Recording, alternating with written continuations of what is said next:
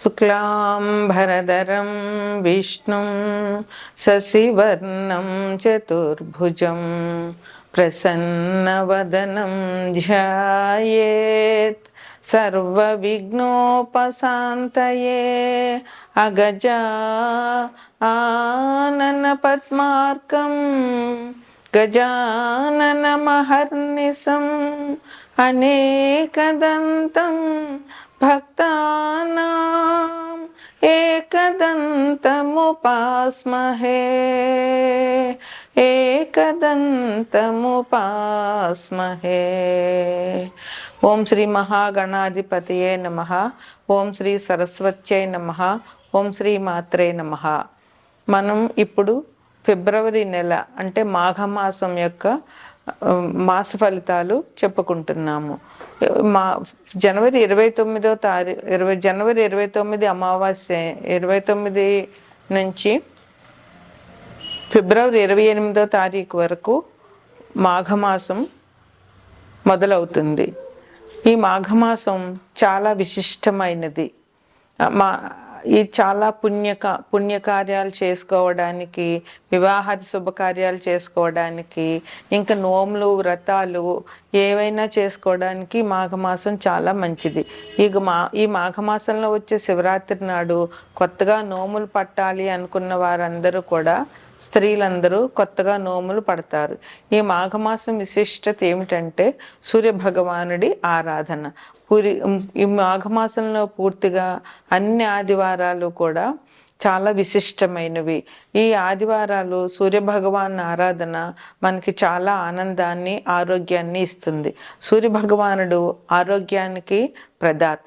అందువల్ల ఈ మాఘపాదివారాలు పాలు పొంగించి ఆవు పిడకలు తీసుకొచ్చి మనం ఇదివరకైతే దాలిలాగా వేసి తాటలో పెట్టేవారు. ఇప్పుడు పిడకలు దొరికిన వాళ్ళు పిడకలు, లేదంటే కుంపట్టు మీద నిప్పులేసి దాని మీద పిడకలు పెట్టి పాలు, మా చిన్నతనంలో మా అమ్మ వాళ్ళందరూ అలాగ పరవాన్నం చేసేవారు. ఆ పరవాన్నం కూడా గరిటెతో కడపకుండా చెరుకు గడతో కలుపుతూ పరవాన్నం చేసేవారు. ఇప్పుడు దొరికినంత వరకు చేయగలుగుతున్నారు. లేకపోయినా ఆవు పాలతో పరవాన్నం చేసి ఆ సూర్యభగవానుడికి నివేదన చేయడం వల్ల ఆయురారోగ్యాలు అందరికీ లభిస్తాయి. మనకి ప్రత్యక్షంగా కనిపించే దైవమే సూర్యభగవానుడు. ఆయన ఆరోగ్యాన్ని, ఆనందాన్ని అన్నిటినీ ఇస్తాడు. ఏ గ్రహం బాగుండాలన్నా ముందు సూర్యుడు బాగుండాలి. నవగ్రహాల్లోనూ సూర్యభగవానుడు మన జాతకంలో బాగుంటే అన్ని రకాల సౌకర్యాలు మనకి లభించుతాయనడంలో ఎటువంటి సందేహం కూడా లేదు. ఈ మాఘమాసం జనవరి 29 నుంచి మొదలయ్యి ఫిబ్రవరి 28 వరకు ఉంటుంది. ఈ మాఘమాసంలో 4 ఆదివారాలు మాఘపాదివారాలు అంటారు. అట్లాగే 4వ తారీఖున రథసప్తమి. ఈ రోజుని విశేషంగా సూర్యభగవాన్ని ప్రార్థించి రథం చేసి, తులసమ్మ దగ్గర ముగ్గులు పెట్టి రథం చేసి, చిక్కుడుకాయలతో రథం చేసి, చిక్కుడాకుల్లో పరవాన్నం నైవేద్యం పెట్టడం ఆచారంగా వస్తోంది. అట్లాగే ఈ మాఘమాసంలో 3వ తారీఖు అంటే 3/2/2025 వసంత పంచమి. సరస్వతీదేవి పూజ చేయాలి. ఆ రోజు సాధ్యమైనంత వరకు తల్లిదండ్రులు పిల్లల చేత సరస్వతీదేవి పూజ చేయించి తోచినంత నైవేద్యాలు పెట్టి పిల్లలకి పంచడం వల్ల సరస్వతి అనుగ్రహం పిల్లలకు కలిగి చదువు సంధ్యలు వారికి బాగా వస్తాయి. ఈ వసంత పంచమిని తల్లిదండ్రులు పిల్లల చేత పూజ చేయించడం వల్ల పిల్లలు అభివృద్ధిలోకి వస్తారు. ఈ మాఘపాడ్యం నుంచి గుప్త నవరాత్రులు, శ్యామలా గుప్త నవరాత్రులు మొదలవుతున్నాయి. ఇవి జనవరి 30 నుండి మొదలయ్యి ఫిబ్రవరి 7వ తారీఖు వరకు ఈ నవరాత్రులు చేయాలి. ఈ 9 రోజుల్లోనూ మనకి నవరాత్రుల్లో ఇది కూడా ఒక రకమైన నవరాత్రులు. ఈ నవరాత్రుల్లో సరస్వతీదేవి పూజ ప్రాధాన్యంగా చెయ్యాలి. మాతంగి అష్టోత్తరం కానీ, శ్యామల అష్టోత్తరం కానీ, లేదా శ్యామల షోడశనామాలతో అర్చన కానీ, అదంతా రాకపోతే సరస్వతీదేవి అష్టోత్తరం కానీ, లేదా సరస్వతీదేవి సహస్రనామాలతో కానీ పూజ చేసి 9 రోజులు పిల్లల పుస్తకాలు దేవుడి దగ్గర పెట్టి తల్లిదండ్రులు పూజ చేయడం వల్ల పిల్లలు అభివృద్ధిలోకి వస్తారు. ఈ 9 రోజులు కూడా ఈ శ్యామలా గుప్త నవరాత్రులు కూడా ఈ మాఘమాసంలో చెప్పుకోదగినటువంటి మంచి పండుగ. ఇక అన్నిటికంటే ముఖ్యమైనది, చాలా విశిష్టమైనది మహాశివరాత్రి. అది ఫిబ్రవరి 26వ తారీఖునే మహాశివరాత్రి వచ్చింది. ఈరోజు శివుడిని పూజించడం వల్ల అందరికీ చాలా మంచి జరుగుతుంది. అన్ని దైవాల్లోకి శివ భగవానుడే ముఖ్యం. ఈయన్ని పూజ చేసి ఈయనకి అభిషేకం చేయడం వల్ల ఎటువంటి దోషాలున్న జాతకంలో అవన్నీ పూర్తిగా పోతాయి. శివ భగవానుడు సంకల్పించితే శివుడి ఆజ్ఞ లేనిదే ఏమైనా కుట్టదు అంటారు. మనకి ఏది జరగాలన్నా శివుడి ఆజ్ఞ ఉండాలి. అందువల్ల శివపార్వతులు ఈ లోకానికి తల్లిదండ్రులు. శివపార్వతులను పూజించడం వల్ల, శివుడికి అభిషేకాలు చేయడం వల్ల, భక్తితో ఓం నమ శివాయ అనే శివ పంచాక్షరి చేయడం వల్ల మనందరికీ కూడా చాలా మంచి జరుగుతుంది. జీవితంలో ఉన్న కష్ట నష్టాలు అన్నీ కూడా పోతాయి. అందువల్ల ఈ మహాశివరాత్రి నాడు పొద్దున్న ఉదయాన్నే లేచి గుడికి వెళ్ళి శివ దర్శనం చేసుకుని, ఇంట్లో పూజ చేసుకుని, రోజంతా ఉపవాసం ఉండి, రాత్రి ఎవరి ఆనవాయితీని బట్టి వారు పండ్లో ఫలాలో ఏదైనా తీసుకుని రాత్రి జాగరణ చేయడం వల్ల ఈ మహాశివరాత్రి పుణ్యదినం జరుగుతుంది. అందువల్ల ప్రజలందరూ కూడా ఈ మహాశివరాత్రిని మంచిగా జరుపుని శివుని కృపకు పాత్రలవుతారని ఆశిద్దాం. తదుపరి మకర రాశి. ఈ రాశిలో ఉత్తరాషాఢ 2, 3, 4 పాదాలు, శ్రవణం 4 పాదాలు, ధనిష్ట 1, 2 పాదాలు ఉంటాయి. ముందుగా గ్రహస్థితి. మకర రాశిలోనే రవి బుధులు స్థితి పొంది ఉన్నారు. కుంభంలో శని భగవానుడు ఉన్నారు. మీనంలో శుక్రరాహులు ఉన్నారు. వృషభంలో గురువు ఉన్నారు. మిథునంలో కుజుడు ఉన్నారు. కన్యలో కేతు ఉన్నారు. ఈ రాశి వారికి, ఈ మకర రాశి వారికి ఈ మాసం చాలా చాలా అనుకూలంగా ఉందని చెప్పవచ్చు. మంచి యోగ కాలం అని కూడా చెప్పవచ్చు. ఈ రాశి వారికి శని భగవానుడు అధిపతి. ఆయన ద్వితీయంలో ఉన్నారు. మకర రాశిలోనే రవి బుధులు ఉన్నారు. అందువల్ల ఈ రాశి వారికి ఈ మాసం అంతా చాలా బాగా ఉంటుంది. వీరికి ధనప్రాప్తి, ఏ పని మొదలు పెట్టినా కూడా వీరికి ధనం లభించే అవకాశం చాలా ఉంది. ఏ రంగంలో వారైనా కూడా వారికి ఎంత ధనం అయితే ఆ వృత్తి నుండి వారికి లభిస్తుందో అంత ధనం వాళ్ళు పొందగలుగుతారు. వీరికి ప్రముఖుల పరిచయాలు జరుగుతాయి. ఆ పరిచయాల వల్ల వీరు సంఘంలో గౌరవ ప్రతిష్టలు పొందుతారు. అంతేకాకుండా ఆ గౌరవ ప్రతిష్టలు పొందడమే కాకుండా పేరు ప్రతిష్టలు వస్తాయి. వారి వల్ల వీళ్ళు చాలా అభివృద్ధిలోకి కూడా వస్తారు. ఉద్యోగస్తులకైతే ఇంక ప్రమోషన్లు, బదిలీలు. వారికి బదిలీలు కోరుకున్న వారికి వారు కోరుకున్న చోటకి బదిలీలు జరుగుతాయి. ప్రమోషన్ ఎక్స్పెక్ట్ చేస్తున్న వాళ్ళకి ప్రమోషన్లు ఉంటాయి. అలాగే సన్మానాలు, అధికారుల ప్రశంసలు ఉద్యోగస్తులకి చాలా ఈ మాసం చాలా అద్భుతంగా ఉందని చెప్పవచ్చు. అయితే ప్రయాణాల విషయంలో అయితే ఆకస్మిక ప్రయాణాలు ఈ రాశి వారికి జరిగే అవకాశం ఉంది. అందువల్ల ఆ విషయంలో కొంచెం జాగ్రత్తగా ఉండవలసిన అవసరం ఉంది. అన్ని వృత్తుల వారికి కూడా ఈ మాసం చాలా అనుకూలంగా ఉందని చెప్పవచ్చు.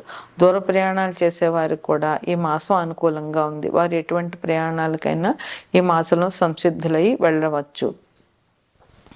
విద్యార్థులు స్ట్రెస్ అనేది తప్పదు. 3 నెలలు స్ట్రెస్ అనేది ఉంటుంది, ఒత్తిడి. అయితే పోటీ పరీక్షలు ఎంత శ్రమ పడినా ఫలితం వచ్చినప్పుడు దానికి ఆనందం వేరేగా ఉంటుంది. అందువల్ల వీళ్ళు ఎంత ఇబ్బంది పడినా కూడా, ఎంత స్ట్రెస్ ఫీల్ అయినా పోటీ పరీక్షలు ఉత్తీర్ణత అనేటటువంటిది ఈ మాసంలో వీరికి కనపడుతుంది. కనుక వీరు కష్టపడి చదివి పోటీ పరీక్షలు ఉత్తీర్ణులు అవ్వగలుగుతారు. కుటుంబంలో సౌఖ్యం ఉంటుంది. కుటుంబంలో అందరూ ఒకటే మాట మీద నిలబడము, ఒకటే మాట మీద నడవడం వల్ల కుటుంబంలో అందరూ కూడా సుఖ సంతోషాలతో ఆనందంగా ఆహ్లాదంగా ఈ రాశివారు ఉంటారు. మిత్రులతో కొంతమందికి విభేదాలు వచ్చేటటువంటి అవకాశం ఉంది. అన్ని రంగాల వారికి కూడా ఈ మాసం చాలా అత్యద్భుతంగా ఉందని చెప్పవచ్చు. అధికారుల అనుగ్రహం ఉంటుంది. ఏ రాశి ఎవరికైనా సరే వారి సపోజ్ విద్యార్థులకైతే వాళ్ళకి టీచర్స్ నుంచి, అలాగే భార్యలకైతే భర్తల నుంచి, ఉద్యోగస్తులకు వాళ్ళ అధికారుల నుంచి, ఇలా వాళ్ళ పై వాళ్ళ నుంచి ప్రశంసలు అందే అవకాశం ఈ రాశిలో వాళ్ళందరికీ బాగా ఉంది. వృత్తి వ్యాపారాల్లో ఏ వ్యాపారం చేసినా ఏ వృత్తులు చేసినా కూడా అందరికీ మంచి ధనలాభం ఉంది, ఆదాయం వృద్ధి అవుతుంది. అలాగే ఈ మాసంలో వీళ్ళు వెండి వస్తువులు కొనడము, నూతన వస్తువులు కొనడము, అట్లాగే నూతన వస్త్రాలు ధరించడము అలాంటివంటి కూడా చాలా బాగా జరుగుతాయి. వీరు ఏ ఆలోచన చేసినా కూడా అదే కార్యరూపంలోకి పెట్టగలుగుతారు. జనరల్గా కొంతమందికి ఏమవుతుందంటే అనుకున్నది ఒకటి జరిగేది ఒకటి, అనుకున్నదన్నీ చేయలేకపోతారు. కానీ ఈ రాశి వారికి ఈ మాసంలో వారు ఏం పని చేయాలనుకుంటున్నా కూడా ఆ పని చేయగలిగే అవకాశం ఈ రాశి వారికి చాలా బాగా ఉంది. అయితే భూ సంబంధమైనటువంటి కార్యక్రమాలు చేసే వాళ్ళకి అనుకూలంగా ఉంది. స్పెక్యులేషన్ వాళ్ళకు కూడా చాలా బాగా ఉంది. ఎందుకంటే కుజుడు 8వ దృష్టి ఈ రాశి మీద ఉంది కనుక భూ సంబంధమైనటువంటి కార్యక్రమాలు వీరికి చక్కగా జరిగే అవకాశం వీరికి చాలా బాగా ఉంది. అయితే కుజుడు బాగుండాలి వారికి, వారి జన్మజాతకంలో కుజుడు బాగుంటే నూతన వస్తువులు, నూతన ఆభరణాలు కొంటారు.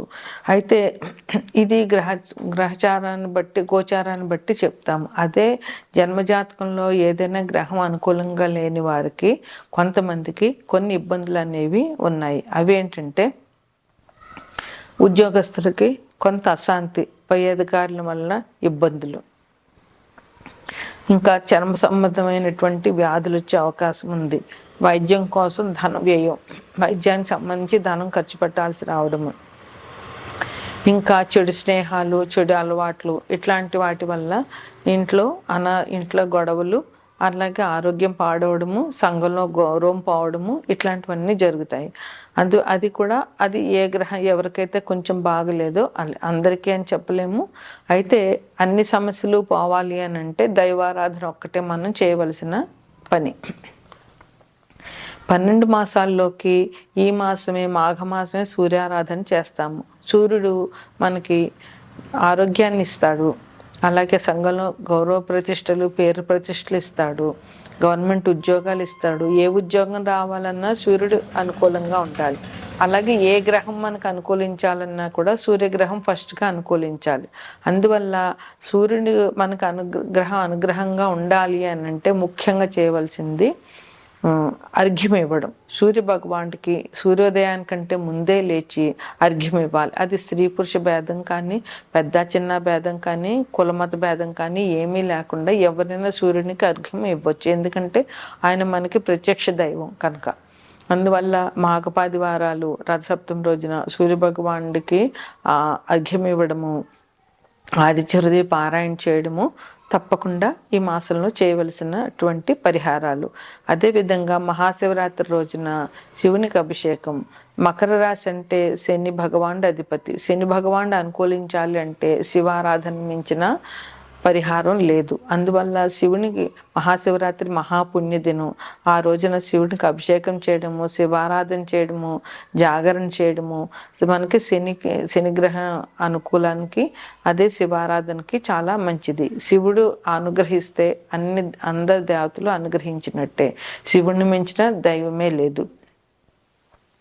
ఇక సరస్వతీదేవి, వసంత పంచమి రోజున సరస్వతీదేవి పూజ చేయడము, లేదా సరస్వతీదేవి గుడికి వెళ్ళి అమ్మవారి దర్శనం చేసుకోవడము, అలాగే గుప్త నవరాత్రులు, శ్యామలా నవరాత్రుల్లో అన్నవాయితీ ఉన్నవాళ్ళు పూజ చేయడము, లేదంటే అమ్మవారి దర్శనం చేసుకోవడము ఈ రాశి వారికి ఇంకా మంచి యోగాన్ని తెచ్చిపెడుతుందని చెప్పడం జరుగుతుంది.